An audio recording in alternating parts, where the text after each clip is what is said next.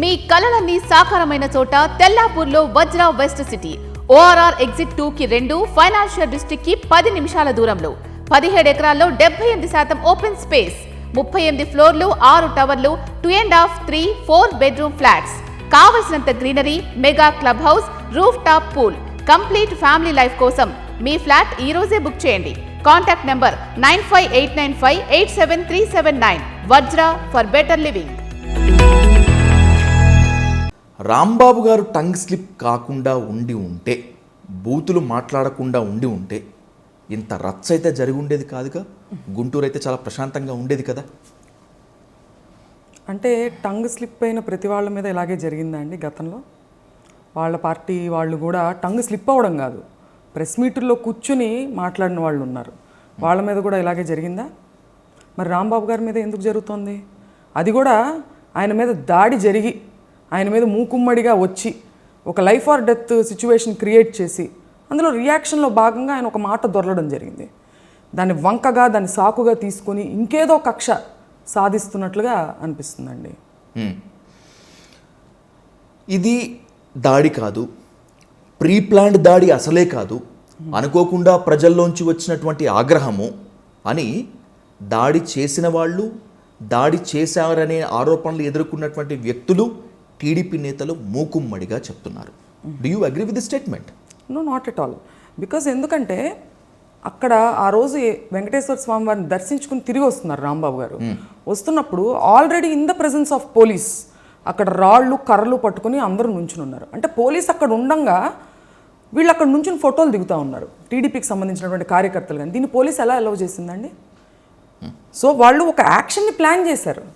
ఇదేమి వచ్చినటువంటి రియాక్షన్ కాదు, వాళ్ళ యాక్షన్ని ప్లాన్ చేసి ప్రవోక్ చేసి రాంబాబు గారు ఒక మాట దొరలడం వల్ల దాన్ని వంకగా పెట్టుకొని దాడి చేయడం జరిగింది ఇంటి మీద.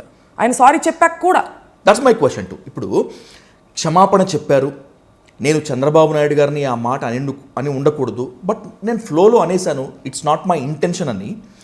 రాంబాబు గారు క్షమాపణ చెప్పినా కూడా ఈ స్థాయిలో మీ ఇంటిపైన దాడి, విధ్వంసం జరిగింది అంటే సరైన రీతిలో క్షమాపణ చెప్పలేకపోయారు రాంబాబు గారు అనుకోవాలా? సరైన రీతిలో క్షమాపణ చెప్పలేదని అనుకుందామండి. కాసేపు మీరు అన్నారు కాబట్టి ఖచ్చితంగా చెప్పారు. ఆయన ఉన్నది ఉన్నట్టుగా నేను రిగ్రెట్ అవుతున్నాను, నేను అనుండాల్సింది కాదని చెప్పారు. ఒకవేళ సరైన రీతిలో చెప్పకపోతే దానికి మీరు ఏం ఫాలో అవుతారు? దాడి చేస్తారా? వచ్చి లీగల్ ప్రాసెస్ ఉంటుంది కదా, ఒకటి లా అండ్ ఆర్డర్ ఉంటుంది కదా, నేను ఫేస్ చేస్తాను అంటున్నారు కదా లీగల్ కాన్సిక్వెన్సెస్. నేను ఎక్కడికి పారిపోను, నేను ఇక్కడే ఉంటున్నానని కూడా చెప్పారుగా.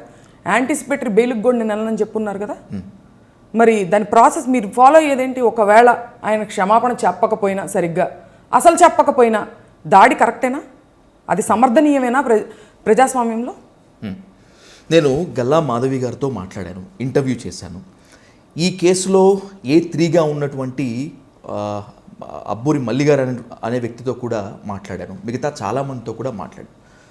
వాళ్ళందరూ ఒక మాట చెప్తున్నారు, మౌనిక గారు, I want keep this before you correct them if they are wrong. అసలు ప్రొవోకేషన్ జరిగింది, దాడి, బూతుల దాడి జరిగింది అంబటి రాంబాబు గారి వర్గం నుంచే, అంబటి రాంబాబు వర్గీయుల నుంచి. దాన్ని ఎదుర్కొనేందుకే మేము సెల్ఫ్ డిఫెన్స్లో తిరగబడాల్సి వచ్చింది అని అంటున్నారు.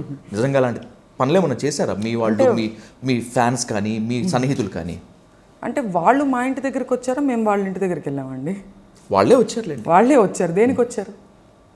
మూకుమ్మడిగా కర్రలు రాళ్ళు పట్టుకొని ఎందుకు వచ్చారు? I question them. ఎందుకు వెళ్ళారు మీరు అంటే, మేము క్షమాపణ అడగటానికే వెళ్ళాము.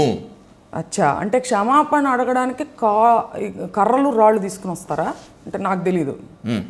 క్షమాపణ అడిగే పద్ధతి అదేనా? ఇప్పుడు ప్రెస్లో అడగచ్చు. అసలు ఆల్రెడీ చెప్పున్నారు కదా, అప్పటికే ప్రెస్ మీట్ పెట్టి క్షమాపణ ఆల్రెడీ చెప్పేసిన తర్వాత జరిగింది ఇదంతా కూడా.